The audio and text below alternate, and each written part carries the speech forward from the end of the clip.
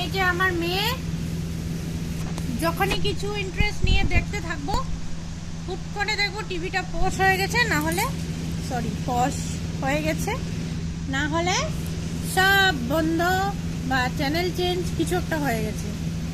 তারপর যখন পেছন দিকে ঘুরে দেখবো আমার মেয়ে মুখে মুখে রিমোটটাকে ঢুকিয়ে রেখেছে। এটা যাবে, নাক দিয়ে পড়ছে। ইস,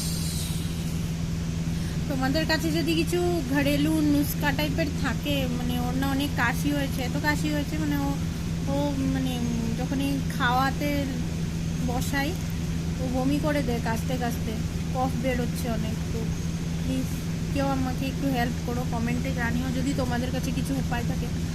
আমাকে যেরকম বলেছে আমি সেরকম করেছি, যেমন রসুন তেল মালিশ, দেন মধু দিয়ে কালো তুলসী পাতার রস, সব কিছুই করে দেখেছি, কিন্তু না কিছুতেই কমছে না, অনেক দিন হয়ে গেছে।